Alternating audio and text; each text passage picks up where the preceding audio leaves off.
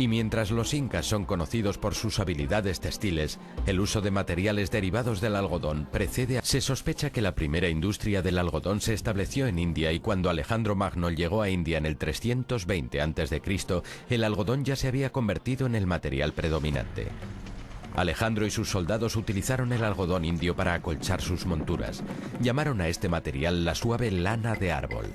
El desconocimiento del origen del algodón por parte de los europeos continuó hasta la era moderna. Mucha de la culpa de este desconocimiento se puede atribuir al imaginativo viajero del siglo XV John Mandeville, que escribió con gran detalle acerca de un suave borrego que crecía en los árboles.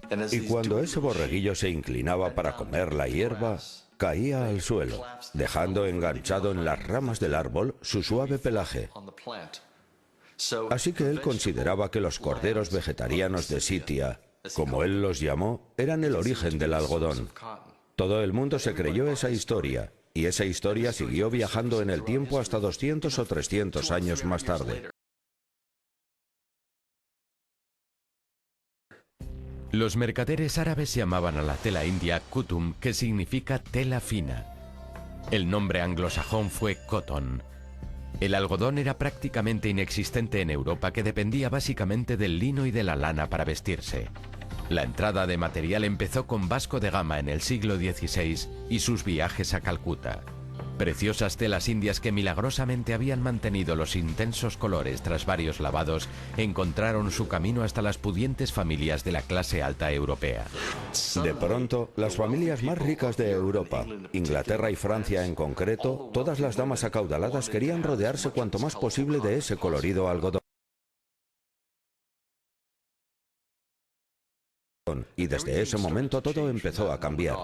En el año 1700 la fiebre del algodón se había convertido en una auténtica amenaza para los productores de lana ingleses y franceses, hasta el punto de que vestir prendas de algodón se convirtió en un delito que llegó a castigarse en algunos casos con la muerte.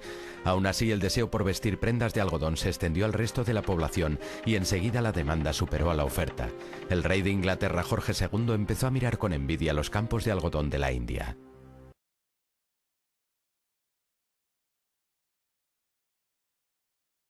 Inglaterra quería muchos de los recursos que disponía India, e Inglaterra se estaba cansando de tener que pagar por ellos.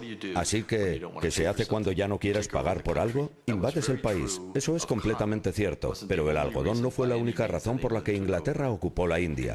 De hecho, la invadió creando una guerra falsa y utilizándola como pretexto para ocupar el país, pero fue una de las razones principales.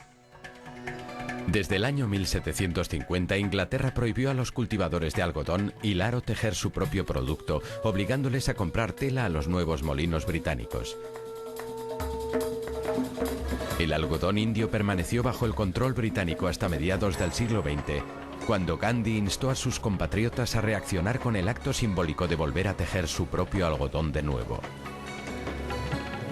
Pero a finales del siglo XVII, esa fecha estaba aún muy lejos e Inglaterra se había asegurado un espléndido botín de algodón indio. Enseguida se dispuso todo para transformar el algodón en tejido.